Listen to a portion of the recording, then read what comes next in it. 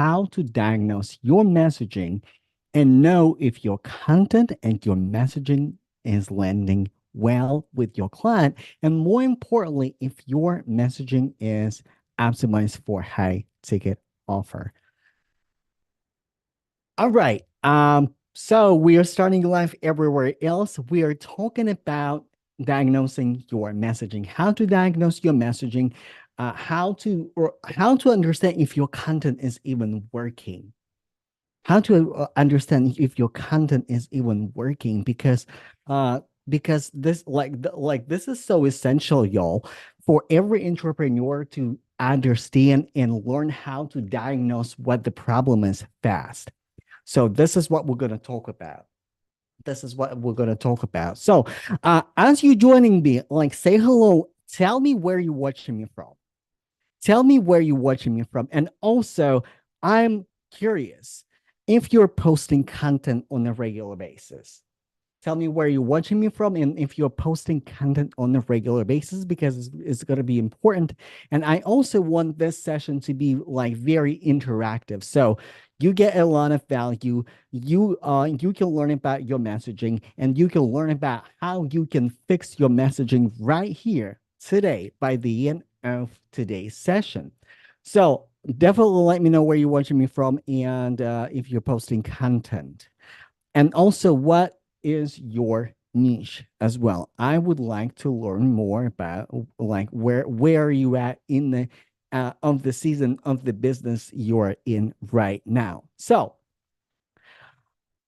let me give you a little bit a little bit of a background, right? Because it's really important to understand when we are diagnosing our messaging, we need to understand a few factors, right? Let's say you have an intention to sell high ticket offer, but you're posting content, you're targeting well, a certain audience, and something is not landing.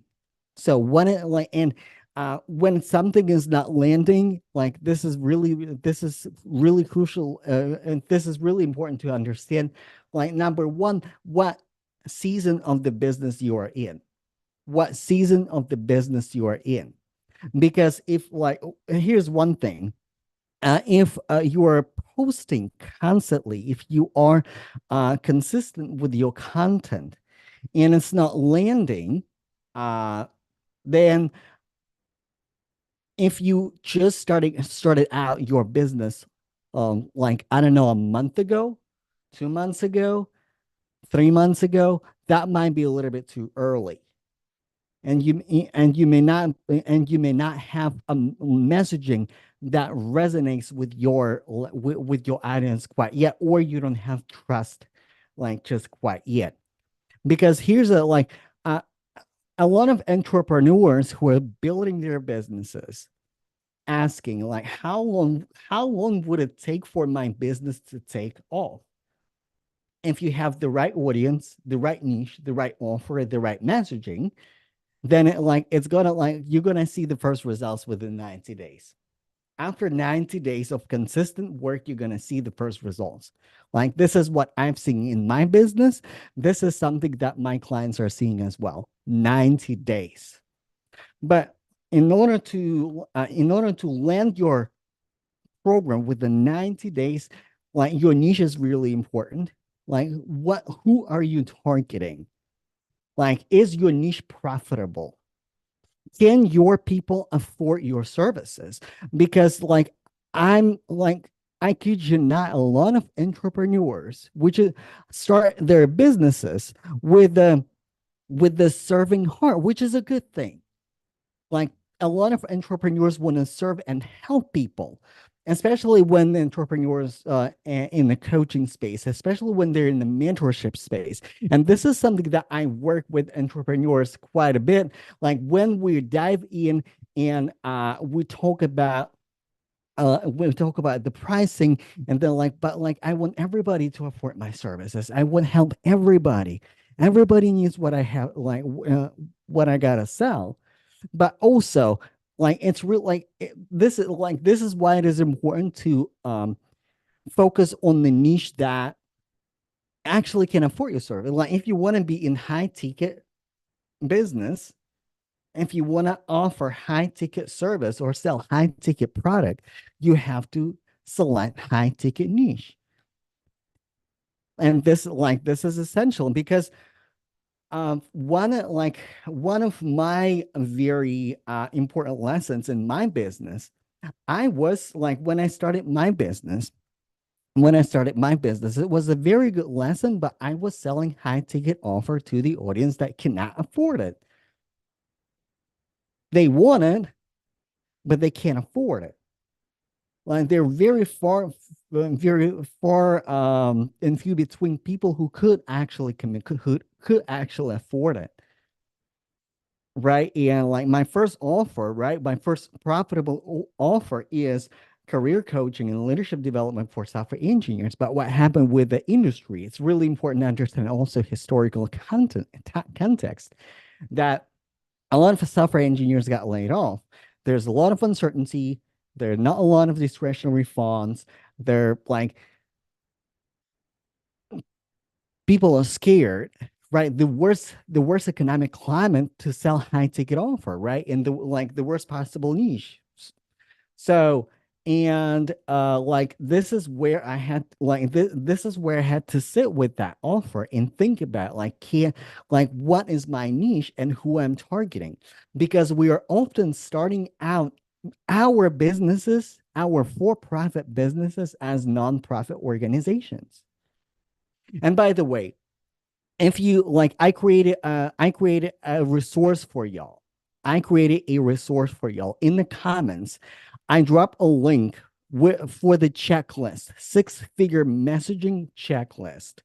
So when you fill out the short form, you will get a checklist that will help you to craft your six-figure messaging. Really, like it's a really short and really actionable checklist that you can grab today and work on your messaging and work on your business and work on your fundamentals. And in June, I will be doing mini workshops series like on six-figure messaging. We're gonna dive more into it because you voted that you wanted to hear about messaging. You express your concerns on my consultations that you want to hear about messaging. So in June, I'm running mini series, mini workshops about messaging. So grab the link for the checklist in the comments, and you will be able to register after that for the workshops, so you don't miss it. So like really important to understand your niche. Can your people afford you? If your prices anything from like $2,000, $2,500 to $12,000, can your people who you market afford your services? Who do you want to work with? And it's really important to elevate your messaging. It's really important to elevate your brand to work with more affluent buyers. And this is where your comment like content comes in. This is where like the quality of your content comes in, like how you show up in front of your audience too, right? Like this is why I dress in a certain way, and like I don't dress extra, right? Like specifically for my live streams, but like I dress in a certain way because I serve certain demographics, right? I don't like you don't see me wearing like I don't know like a t-shirt or like flip-flops that like a lot of the times, right? So there's certain components to your messaging. So now let me start the presentation and a little bit of a background where I'm coming from. So I pivoted this year. So January, that was the first month when I went forward publicly with my coaching program, with one-on-one coaching program for entrepreneurs. That was the first time I said out loud that I'm working with entrepreneurs in January. So I pivoted. What is a pivot? What is a pivot? like a pivot, it is the same thing as starting over. It doesn't matter if you're starting over or if you're pivoting, like it takes the same 90 days like and to get traction. It takes the same 90 days to get traction. So let me so like also where you at in your business as we were talking about like a little bit earlier, where are you at in your business? If you are with that like 90-day mark, if after 90 days you don't get any traction, then this is probably either it's your niche or it's your messaging, or both, or both, right? Your niche or your messaging. So for me, I like in January, February, right? Those 2 months, I simply did not have enough people in my network to see and hear my messaging, to see my offer. Like, and again, when you are pivoting, it's a slow process too. It's like you were working, I was working with the software engineers, and now I'm working with entrepreneurs, and some entrepreneurs are in tech, some entrepreneurs are not in tech, but it's a whole another audience. So basically like 6,000 followers, like I might as well just delete all of the followers and start from ground zero. That's how pivot sometimes feels, right? So but let's dive into oh, I don't know why my presentation is not working. Okay. Let me see. Let me see. All right. I don't think you can see numbers, but like I do have a presentation where I have like Instagram numbers and okay, I see, now you can see that. All right. The joy of doing everything live. So all right. So like this is Instagram. This is Instagram. And this is also like I did something new with my platform. I this that was the first time I actually started doing active work on Instagram. And I would like again, right? Probably I was on Instagram since like I don't know, since the beginning of my business, right? But it was not the platform that would bring me a lot of clients, quite honestly. Honestly. So, but I decided to actually challenge myself and say, hey, like I know I speak very boldly about Instagram and how Instagram is better than the and how LinkedIn is better than Instagram. So, but let me try. So, these are the views, right? Like 30, like first day 38 views, second day 25 views, third day like there was a technical error, fourth day 28 views, fifth day 63 views, which is sales training. So the first day is like the day when we're starting out, like why LinkedIn, when you should be on LinkedIn, and it grabs attention. The second day, like why you're not landing clients on LinkedIn. Maybe some people were not on LinkedIn, maybe some were. There's a drop. The day number four, uh, um, I think, gosh, I don't remember what was on day number four. Day number four was sales training. That's why everybody came to sales training, and like the numbers are not like the numbers are lower, but this like but as numbers aside, I want you to understand that numbers and impressions you can deposit to your bank account. You can deposit those numbers into your bank account. This is really important to understand.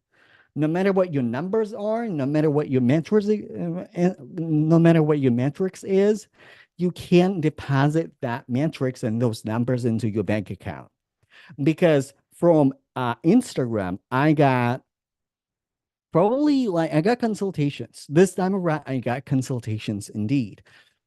Different audience, different audience. People from LinkedIn, I'm kind of jumping ahead a little bit. People on LinkedIn more committed, more serious, more fluid buyers. Again, like from for my previous offer, people from LinkedIn they would buy, even when they were in a very desperate situation. People from Instagram, no, like nobody has money, nobody is ready.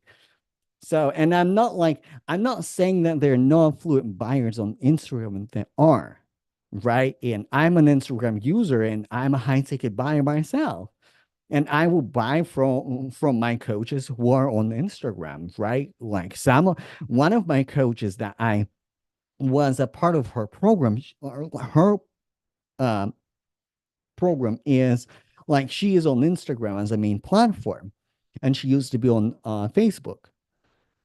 So, like, I'm not saying that there are no affluent buyers on Instagram. Platform is a little different. And it's a little bit more complex. Now, let's talk about YouTube. So, let's talk about YouTube.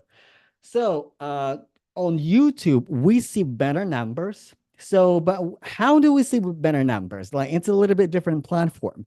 So, YouTube is a backend platform for my business. It's where I'm backfilling the leads, the conversations, like the other events. Like this is my back channel, right? So I see very good engagement, very good impressions, and very good views on the day one. And also the data is a little bit adulterated because I use vidIQ like to optimize my videos to increase reach and stuff like that. So I kind of mess around with titles a little bit. I kind of like, hey Donovan, like, thank you for being here. So I'm doing the breakdown of like of the messaging and all the data. So uh they're probably like number one is a good video. Number five is a good video, right? People are interested in in high ticket offer in general, right? Like day number four was good, like how I turned LinkedIn into six-figure business. Day number six was good. Day number one replay was good too. So again, those are numbers. And if you're getting bored a little bit right now, let me bring it back to you a little bit. Numbers, they are important. But here's the thing. Here's the thing.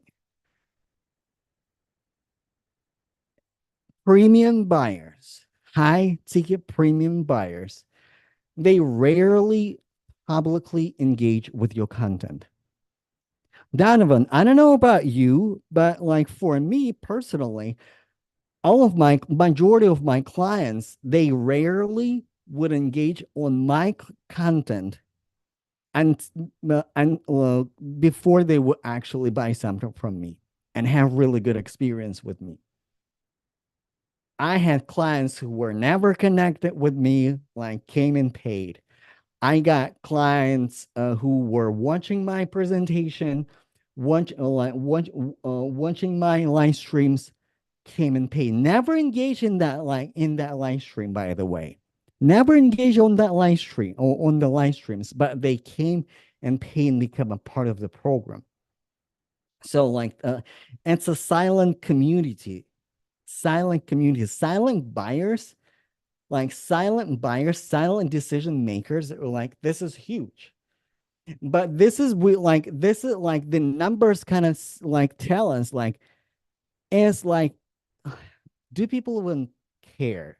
Do they even bother? Because also on YouTube, because like this is my own tech YouTube channel, right? And this is where I like people see my pivots, right? Like when was working in tech, when I was a QA engineer, then I transitioned into iOS development, then in career development, right?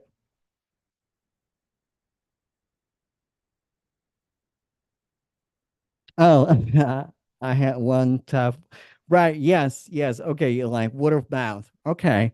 So people see the pivot, but now I actually see that it resonates, right? Because the audience is somewhat similar. Now, let's talk about my favorite platform. and this is LinkedIn. On LinkedIn, I know I see the data that replays in the evening get more views. So at 5 p.m., I get more views at 5 p.m. And normally, like, I don't know why I don't have a lot of people today. Like maybe something is like, I don't know. Like you never know with LinkedIn. But normally, when I do my replays on LinkedIn in the evening, I will get a lot more people, right? And this is also something for me to play with, right? Like, do I need to create an event, or maybe I need to just go live, because a lot of my replays were straight live without an event. And those were very engaging versus when I create an event, it was less engaging. This is an event that was pre-created before. And like right now, I don't know why, but there are only two people watching. This is really important. So evenings and when I just go live perform normally better. Evenings and when I go live and when I just go live without creating an event in advance normally go, don't know why. But the data um we're gonna go beyond statistics. The data is um you should track three metrics. Your impressions, right? Do people see your content? Do they care? Because if nobody sees it, if nobody cares, you need to grow your audience. Like I think evening is better because people typically work in the morning, afternoon, and don't get off work until evening, until the right evening times. Yeah, I think so too, Donovan. I think so too. Evenings are way better. Evenings are way better, and like also right, like normally people probably will watch this like replay or live streams like when they're kind of like settling or like like they're not busy right now, or at least not as busy, right? So like that's why evenings better. So beyond statistics, your impressions they matter. Like who looked at it. Number two, your engagement. You might see lower engagement with your post, and that's okay. Why? Because silent community is real. People may like your content. So people investigating. I will never engage with a creator before I know them well. When I buy high ticket offer and I bought anything from $3,000 to $9,000, right? I never engage with those creators until I actually bought something, anything from them. And that's very important to understand. But I was watching, I was giving them impressions on the social media, but I was not giving them engagement on social media because I was not ready yet. I don't know. I don't know if I want to see if I want to be seen with that creator in public quite just yet. Again, more affluent buyers, they normally don't engage when they don't engage as often. So number three is your consultations. Do people reach out to you? Do you have conversations? And also, this is two-way street. This is two-way street. This is why you must make new connections. You must engage with in the DMs. You must actively engage people in your content and say, "Hey, I'm running a webinar. I'm running a presentation.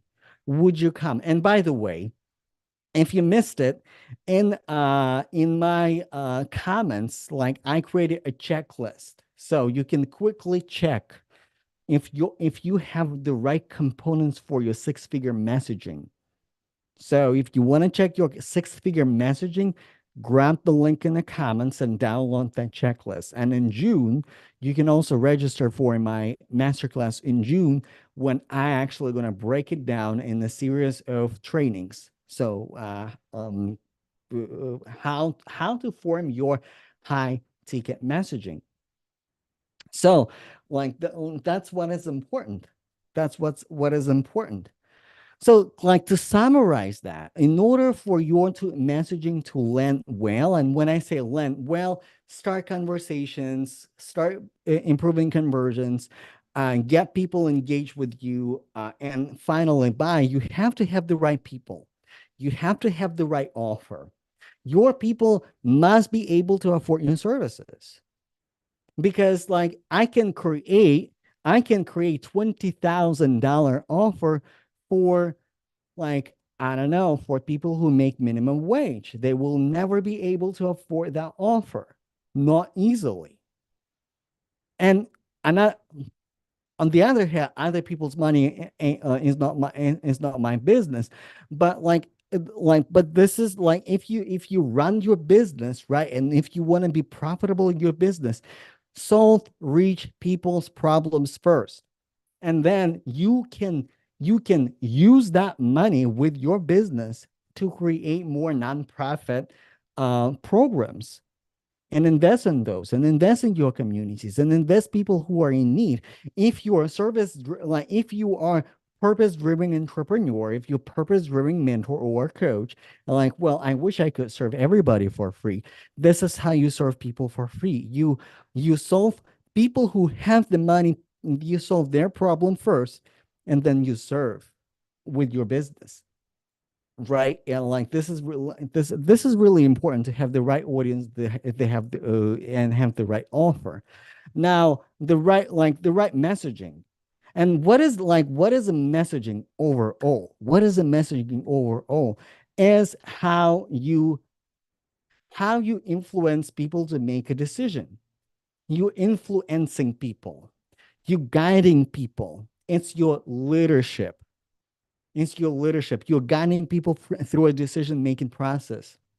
You're guiding people to change their mind, to give more perspective. You're challenging them. Like, sometimes I talk about challenger sale model, and challenger sale model is not just for sales calls and sales conversations. You can run your marketing campaign. You can run your launch based on the challenger sale model. Lead your people, exhibit leadership skills, be the leader for your people first and foremost. How do you guide people through different levels of awareness? A lot of the time, a lot of entrepreneurs, they're jumping into solution. However, 90% of your people, they're problem unaware. They don't even know that they may have a problem. And they may even know they don't know that they have a problem. And you're offering them a solution for the problem that they don't think they have. You see what I mean? Like, you see where the messaging can be a little bit cluttered, and a little bit and not so clear. So this is really important.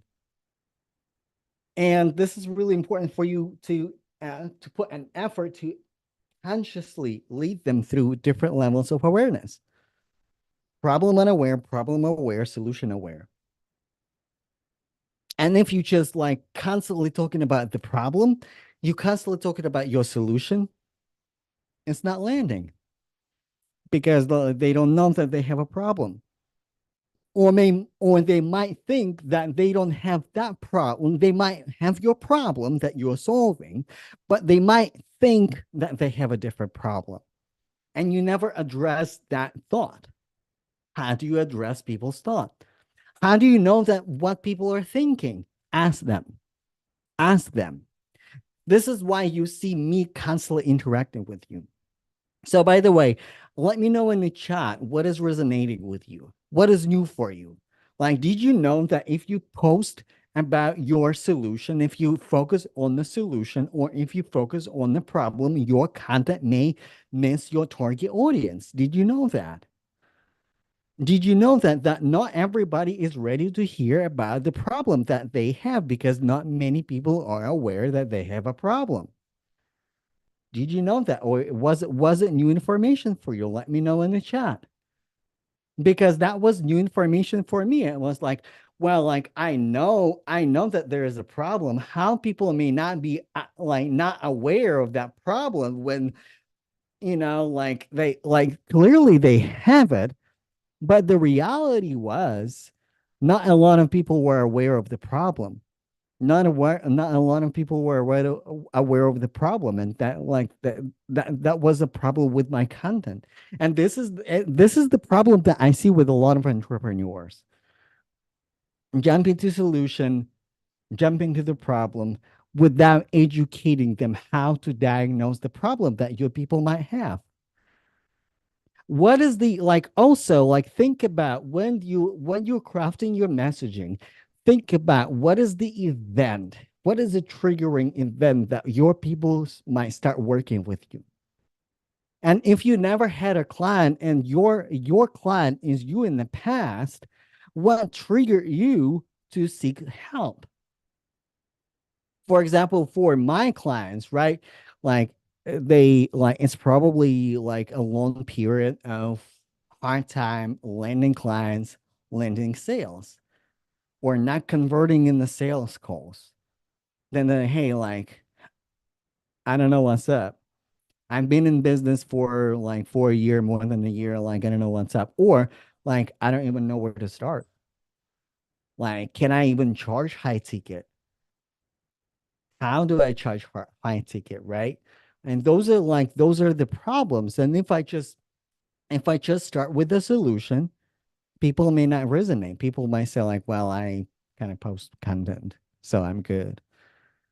But like you may not have sales skills to actually sell effectively. That might be a problem as well. That might be a problem as well. So thank you so much everybody for jumping on the live stream with me.